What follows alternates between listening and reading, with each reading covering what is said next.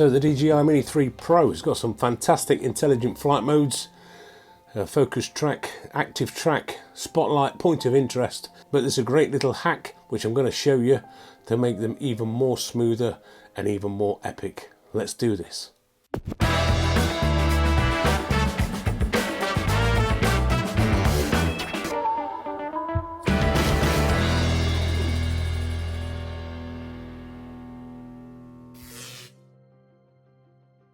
So one of the biggest things with any of the intelligent flight modes is selecting the subject. Now you can either do it by drawing a box around yourself, as we are trying to do here, but the problem being is if you're not close enough to that particular object that you're trying to select, it won't actually recognise it's a person if it's yourself, or a car or a boat. And as you can see, just as a reminder there, that obstacle avoidance is disabled when you're doing any of these intelligent flight modes. But if we fly a little closer towards ourselves, this will definitely help. You'll notice that the box is trying to track me, but it's not picking me up at all. So we'll cancel that one out and then reselect me. Now there's another way of doing this by using subject tracking, but that needs to be turned on in the menu settings. So there we go, we've now selected me. I'm just going to move up slightly, tilt the gimbal down and hit point of interest. And just as I said before, just remember that obstacle avoidance doesn't work when we're using this. Now if you watch the horizon as this starts to circle, you'll notice it's a little bit jerky, and that's because it's trying to track me whilst it's doing a point of interest. You see the horizon's bobbling up and down just there. So by using this hack that I'm going to show you in a moment, that will make that a lot more smoother. Now you can see it's keeping me in track.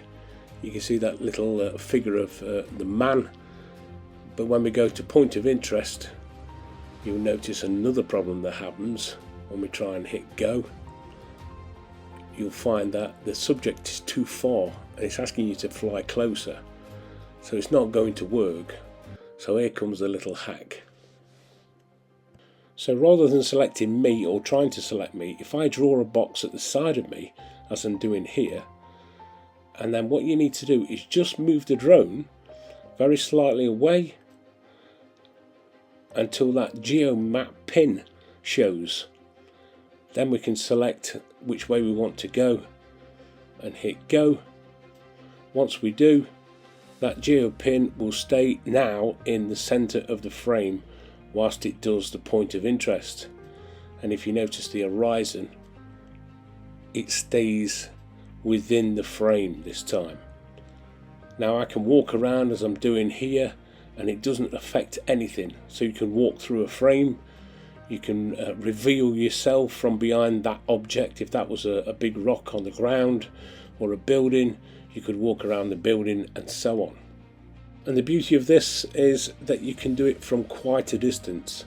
So I've flown out slightly and I'm just adjusting the drone until we get that geo pin activated. There we go, there it is.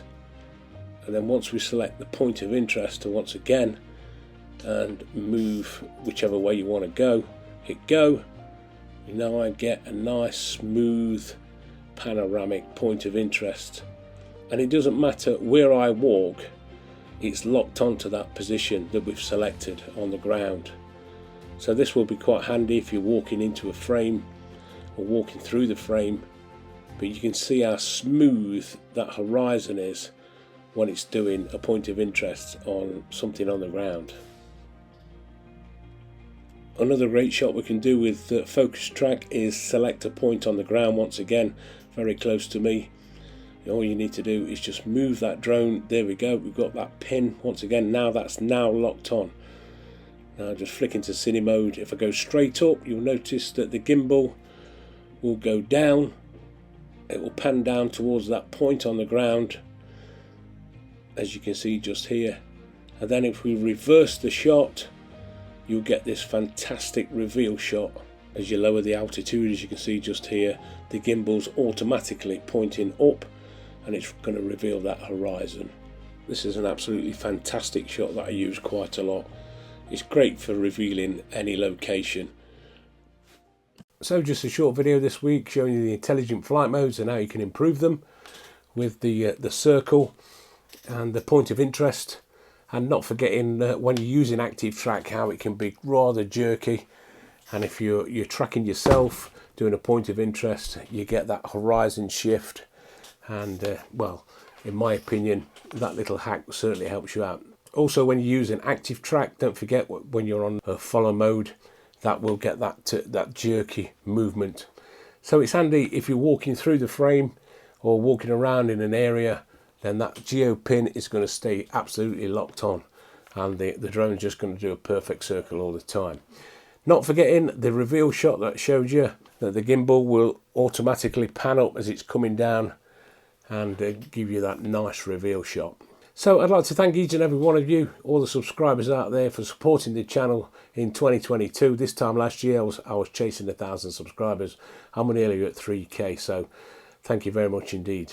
And if you're new around here, why don't you consider subscribing if you like drone content, and dinging the dong and all the rest of it so you get notified for future videos. Thanks for watching. We'll see you in 2023. Happy New Year to you all.